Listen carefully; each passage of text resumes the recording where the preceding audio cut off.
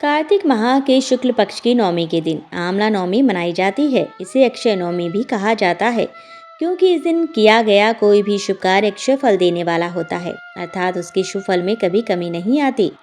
हमारे आयुर्वेद में आंवला को आयु और आरोग्यवर्धक कहा गया है। इस दिन आंवला के वृक्ष की पूजा करके उसके नीचे बैठकर भोजन करने का बड़ा महत्व है। माना गया है कि इससे वर्ष भर आयु आरोग्य बना रहता है।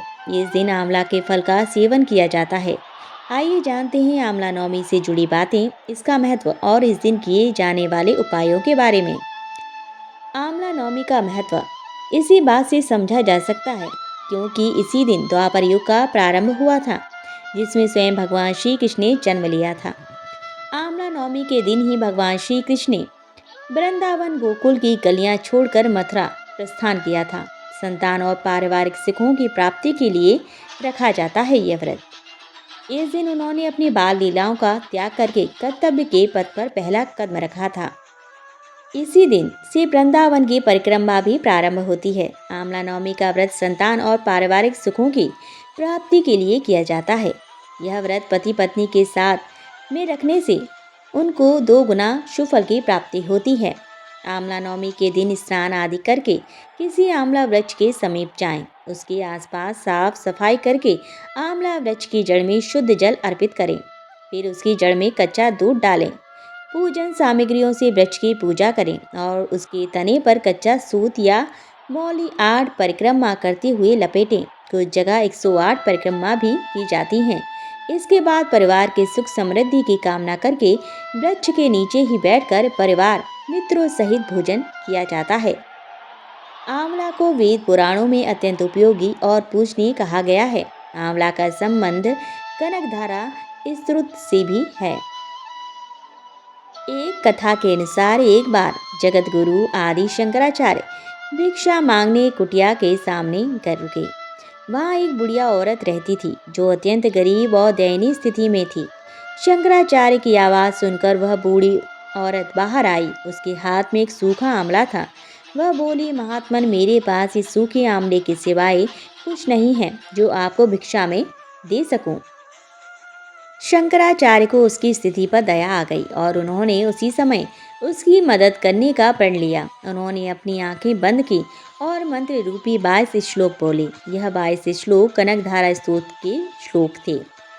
माँ लक्ष्मी ने दिव्य दर्शन दिए। इससे प्रसन्न होकर माँ लक्ष्मी ने उन्हें दिव्य दर्शन दिए और कहा कि शंकराचार्य, इस औरत ने अपने पूर्व जन्म में कोई भी वस्तु दान नहीं की थी। यह अत्यंत कंजूस थी और मजबूरी वश कभी किसी को कुछ देना ही पर जाए तो यह बुरे मन से दान करती थी। इसीलिए इस जन्म में इसकी यह हालत हुई है। यह अपने कर्मों का फल भोग रही है, इसलिए मैं इसकी कोई सहायता नहीं कर सकती। शंकराचार्य ने देवी लक्ष्मी की बात सुनकर कहा, हे महालक्ष्मी, इसने पूर्व जन्म में अवश्य दान धर्म नहीं किया, लेकिन इस जन्म में इसने पूर्ण श्रद्धा से मुझे यह सूखा आंवला भेंट किया है। इसके घर में कुछ नहीं होते हुए भी इसने यह मुझे सौंप दिया। इस समय इसके पास यही सबसे बड़ी पूंजी है।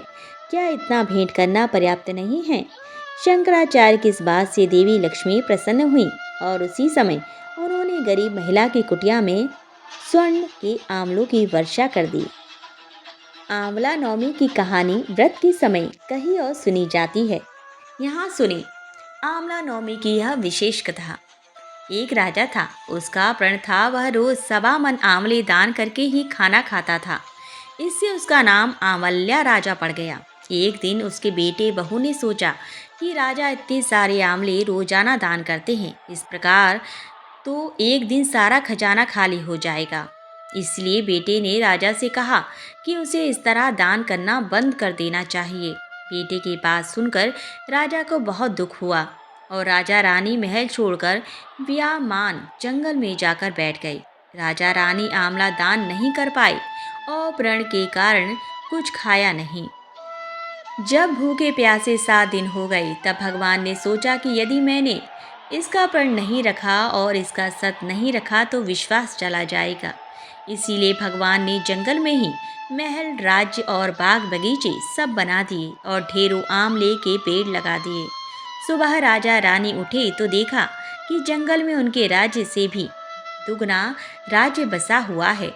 राजा रानी से कहने लगे, रानी देख कहते हैं, सत मत छोड़े सूरमा, सत छोड़ना मत जाए, सत की छोड़ी लक्ष्मी फिर मिलेगी आए।